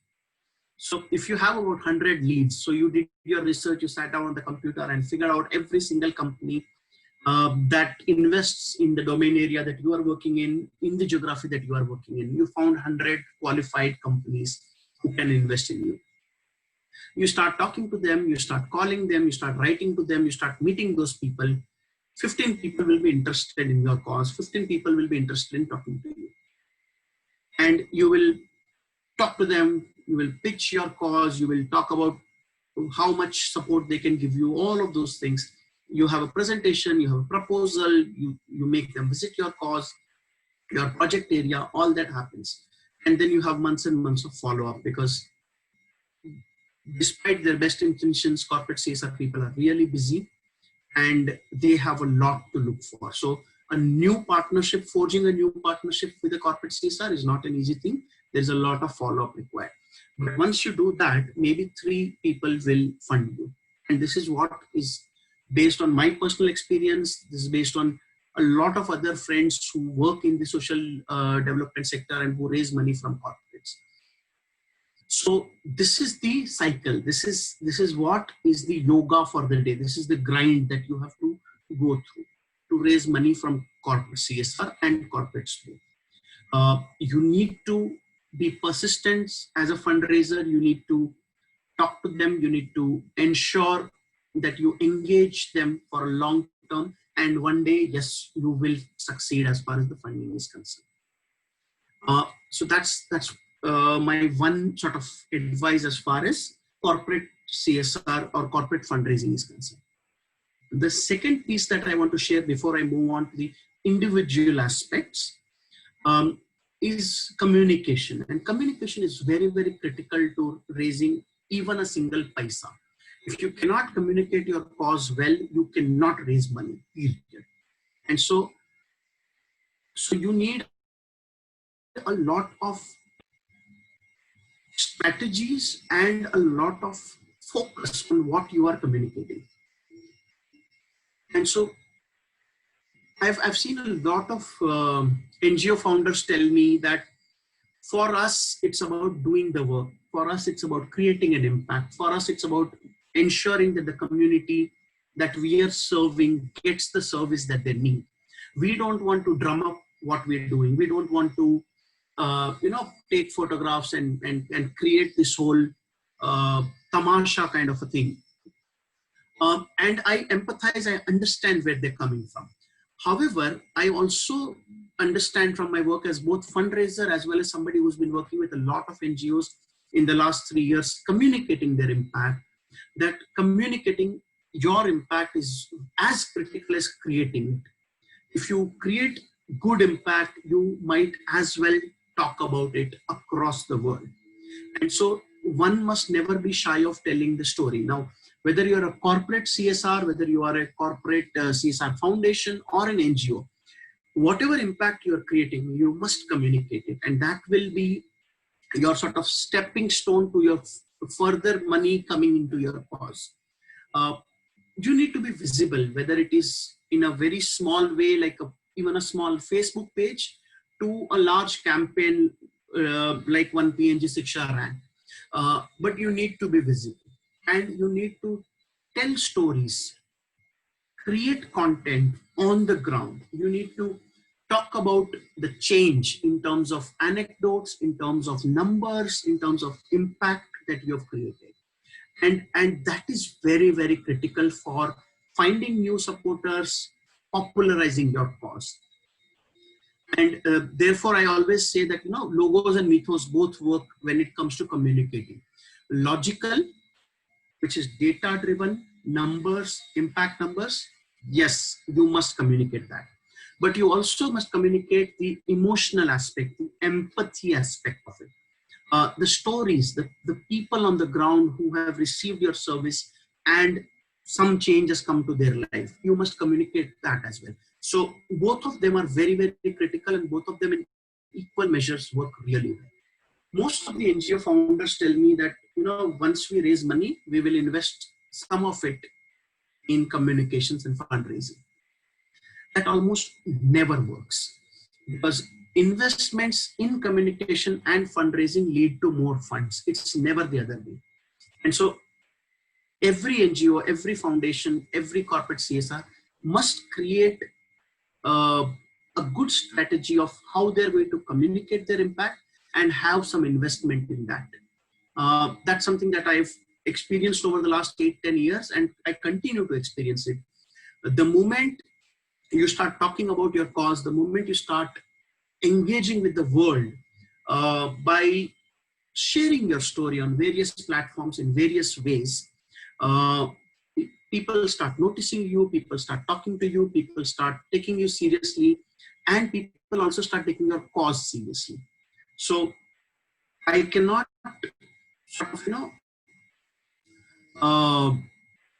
I cannot understate the importance of communications here. Everybody must be communicating about your impact, whatever you're creating. And simple tools that will help this are your website. Every NGO, every corporate CSR foundation must have a website on their main domain, and where you talk about your work. You need to have a brochure, you need to have great stories from the ground in form of videos that can work with them. You need to have simple social media presence. It costs no money these days to set up a small social media presence and keep throwing content there. If you have money to invest, then you can start running big reports, you can run publications, you can do action research studies, everything that you need to in terms of communicating what you're doing. But from the simplest Twitter, Facebook page to a book that can be written on what your cause did, and anything in between, is something that you can certainly look at. Now, with that, we will go on to the individuals. But before that, let me also introduce one more very, very knowledgeable person that has joined us.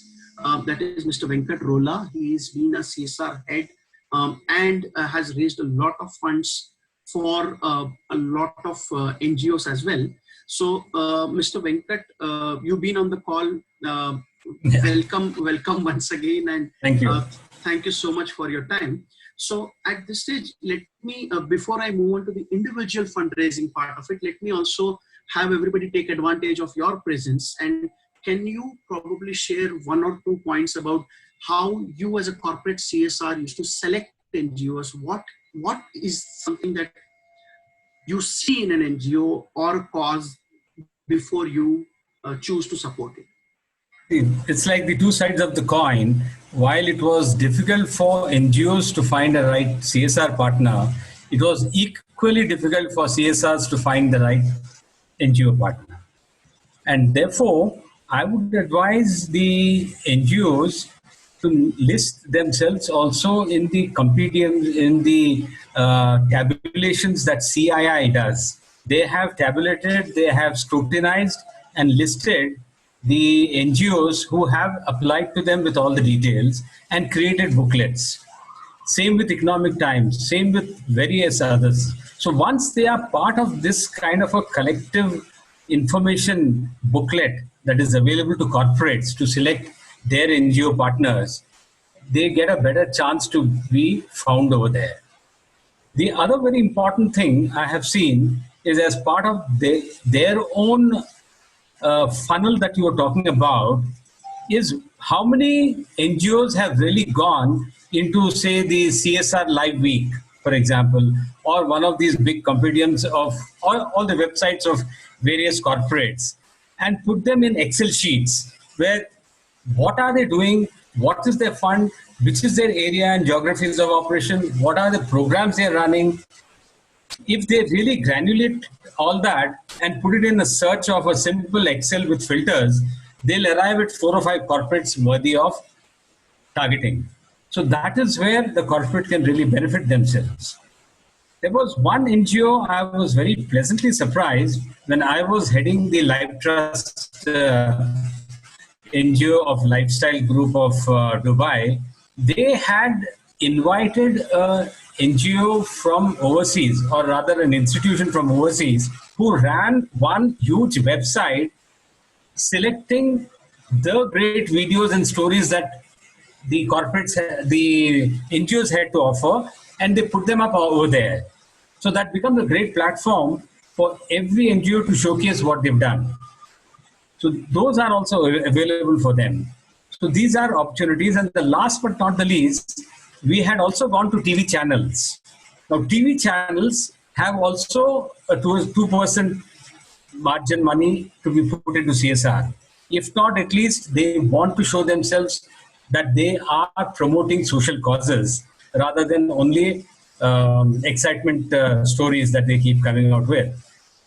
And many a time, if you as a NGO partner go and say, I have a great story to tell, which will really, bring out a lot of pain and emotion of your viewers, it is for you to exhibit yourself. And it becomes a great tool for the NGO to showcase what they're doing through this channel, while the channel takes it as their credit for having put that story up. Lastly, when they have got a foothold into some corporate, I have seen most NGOs are missing out on a great opportunity of not insisting or at least persuading the corporate to say, why don't you include me in your social notes? You have a great website, you have a great page, you write all the programs you've done. Many a times you don't give credit to the NGO who has really done that on the ground for you. Sit with the corporate communications guy within that large corporate and say, boss, why don't you write some nice, great piece for me within the story that you're writing about me? So these are some of the ways and means they can help themselves, is what I wanted to share. Thank you so much, Venkatji. I think that is very useful information for everybody. Yeah. Thanks a lot.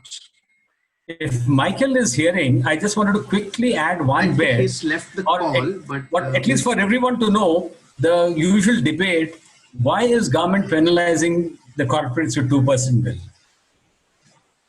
So I have a very quick one on that, because I worked right from the time Sachin Pilot was actually initiating the entire CSR bill at that time as the minister, and we were part of the core team who was helping the drafting of the policy. And what came out really is, it's very easy for the government to put a 2% cess. At the end of the day, people will crib but give. They said, let the corporates spend it, and they're not spending only money, they're spending a whole lot of managerial talent behind that. And that is what we want, not only the talent, it also sensitizes every employee over there. So you are really creating a complete ecosystem by allowing the corporates to do the 2% delivery rather than the government taxing. So that's the spirit of the entire CSR. And I personally think it's a great bill of the world. Yes. Thank you so much, Venkatji, for your time on this. Okay. Hello. Yeah, Arvind Giri. Yes, sir. Actually, I have the question for Venkat sir. Yes, please. When you have said about the NGOs, that what NGO should look while raising the fund from the corporate. So what corporate should look while identifying the NGOs for particular cause or for a particular issues or for particular geographical areas, as per your experience or your thought on this? That I think Mr. Dhimant has absolutely very lucidly explained what corporates would be looking for from NGOs. So there's no two ways about it for me to again repeat what he has already said. But I can say one quick thing is the credibility is the biggest and the most important thing for the corporates to feel comfortable engaging an NGO for the task for delivery of whatever they have. So it is for you to show the credibility through references, through your own booklets, through your own videos, and the impacts you've created in the past. So that's all matters. And it's absolutely a one-on-one relationship development. you so much, Venkatji. Thank you so much. I'm Dinesh Paruthi. I have one question. Yes, Dinesh. Yesterday or day before yesterday, there was a news item that social stock exchange has allowed that corporates can trade the surplus CSR funds. So Yes. can you throw some light how it works and what is the modus operandi for that? Is it? I think it's Yes, for you, sir. Dhimant. No, Dhimant, you go ahead. All right. So I think the social stock exchange is an idea that Muhammad Yunus introduced a few years back in his book, A World Without Poverty. And I think a lot of people have been inspired by that.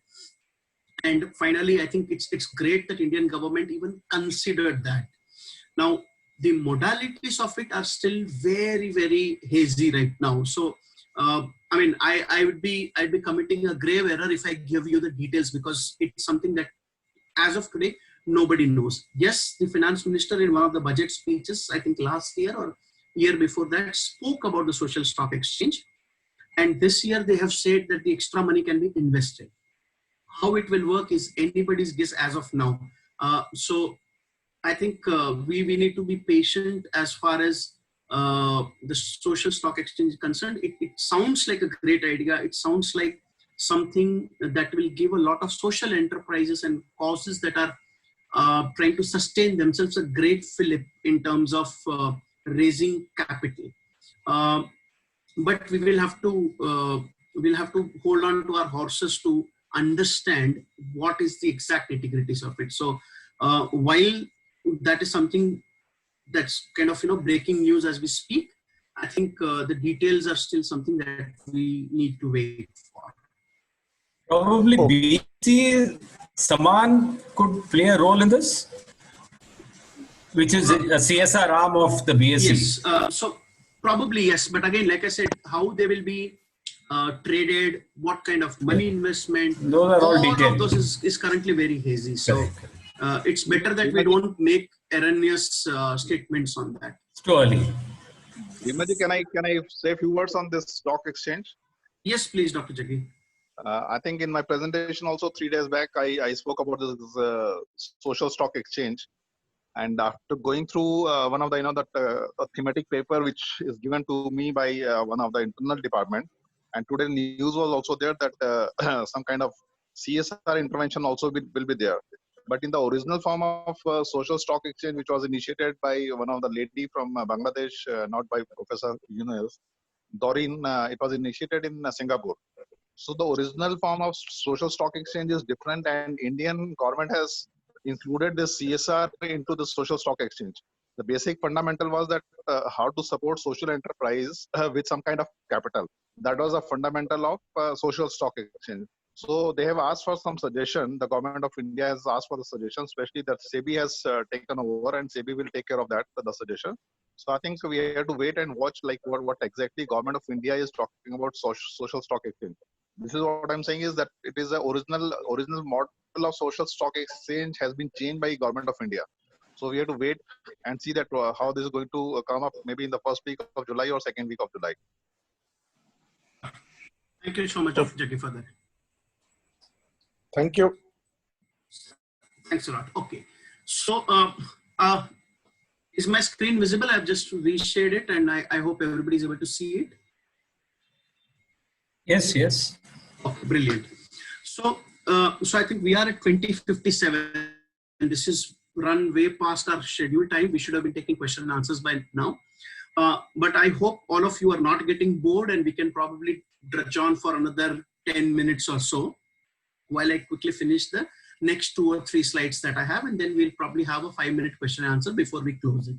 I hope I'm not disturbing anybody's schedule. We can spare 10 minutes more. If anybody has any issues with that, please let me know. So with that, I think we can just quickly go into the individual part of the fundraising. And this is again something that works really well for NGOs which are small, starting out.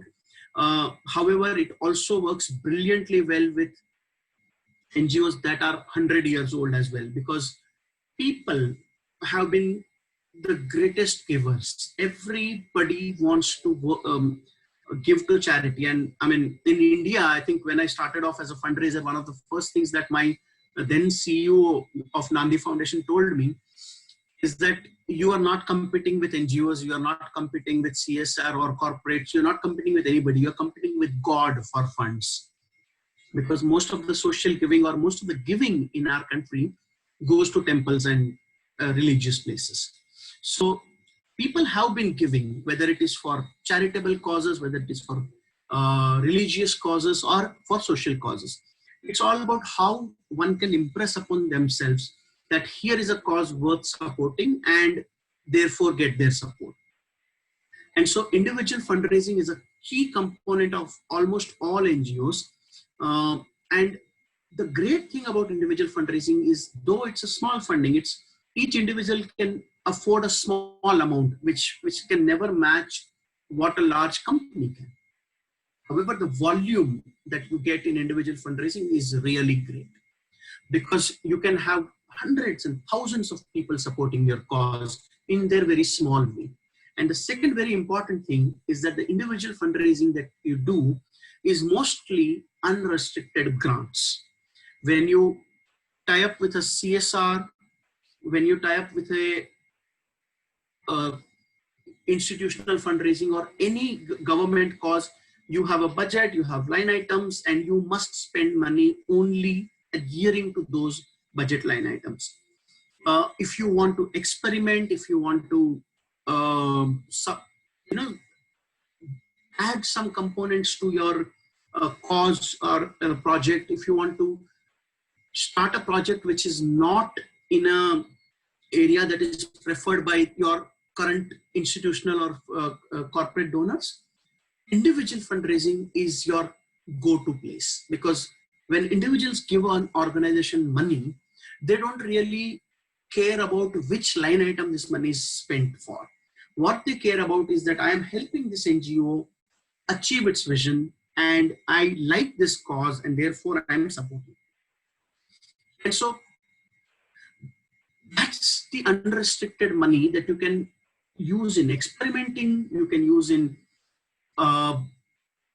scaling up, growing some geographies or some aspects of your cause that are otherwise not supported. Most people who give are very, very happy to choose one charity and support it for life. And so if you catch hold of a 20-year-old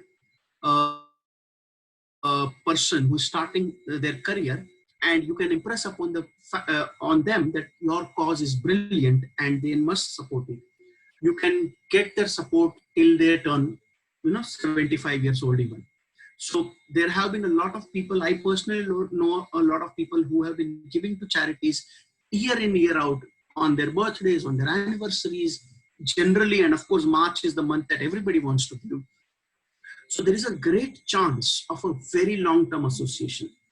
The third great thing about individual fundraising is that individuals don't care where the cause is located. All of us have seen how when there was an earthquake in Nepal, people were raising funds in Bangalore and Chennai.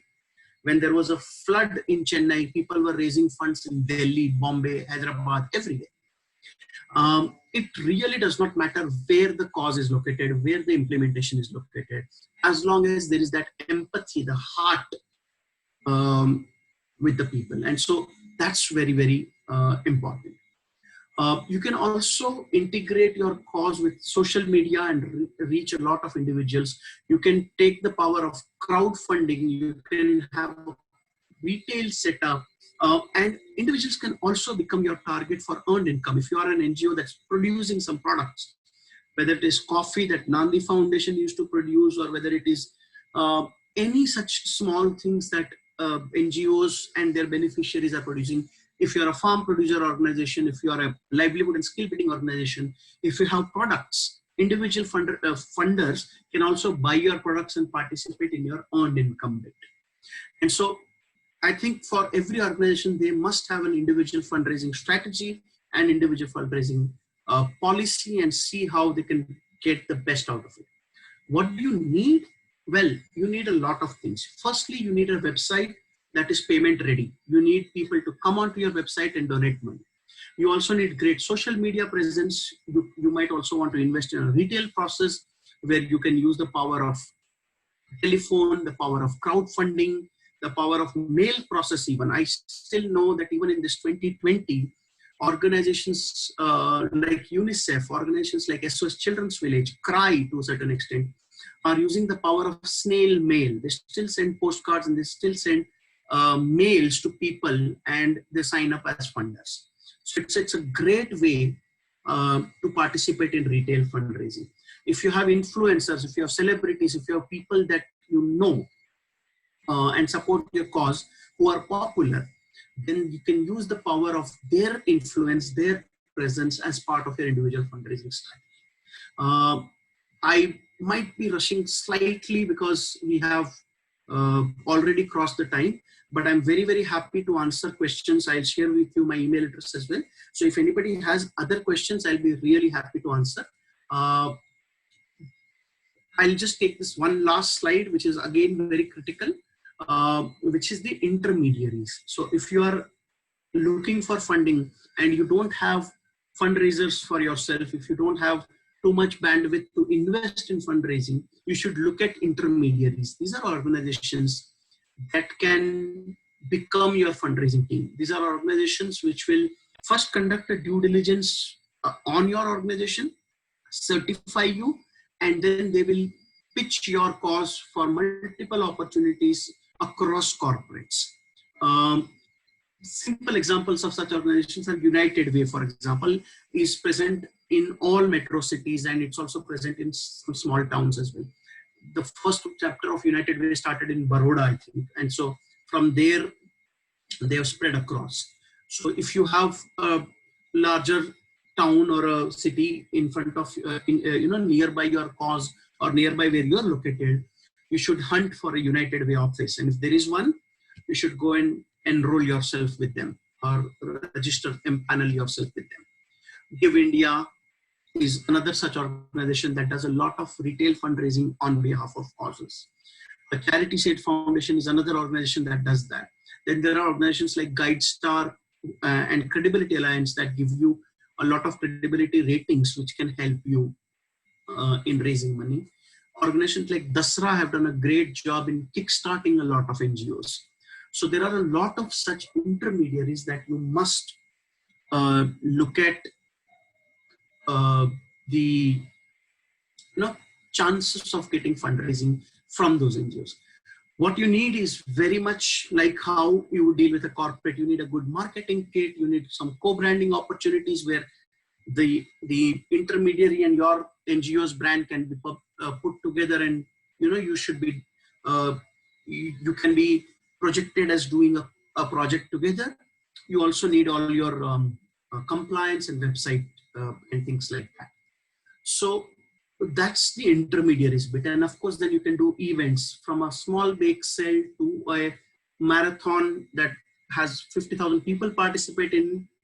NGOs have been doing events and mass marketing their causes. And that's something that also is also a very, very good platform to market your NGO and raise funds together. So these are all the things that you can do. Let me end what I am sharing with all of you by just quickly talking about the services that Dhriti Communication offers. You can just look at it. I don't want to go into details. Please visit our Facebook page or our LinkedIn page just to know how we can work together. If you want to collaborate with us, we'll be very happy to work with you. With that, I think I am at the end of my presentation. If you have questions, I'm very, very happy to answer. And I think that's about my content for now. That was a great session, Dhimant, and I'm glad that we had few people who I'd like to thank Mr. Venkat Rola and Dr. Hopkins, who's on them. Thank you, Mr. Rola, for joining us and sharing your experience.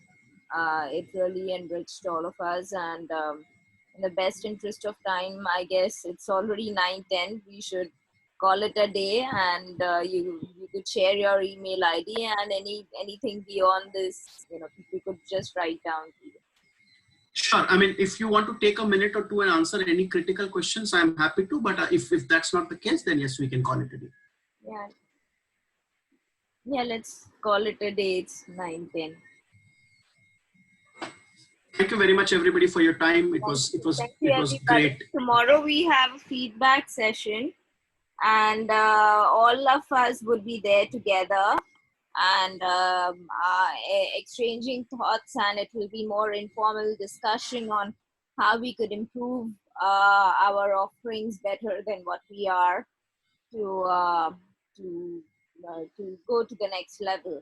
So I look forward for a short 30 minutes meeting tomorrow, and day after tomorrow we would have a guest lecture or a guest interactions. It's totally interactive session with Miss Elaine Cohen. She's based out of Israel, and she'll be talking about CSR for HR. So all the HR professionals or people who want to know more on stakeholder engagement and employee management in volunteering, please feel free to join in. That's at 4:30 to 5:30. So I hope the timings are also suitable for everyone. So thank you everyone. Thank you very much. Thanks for the nice session. Thank you. Thank you everyone. Good night. Good night. Good night, everyone. Thanks.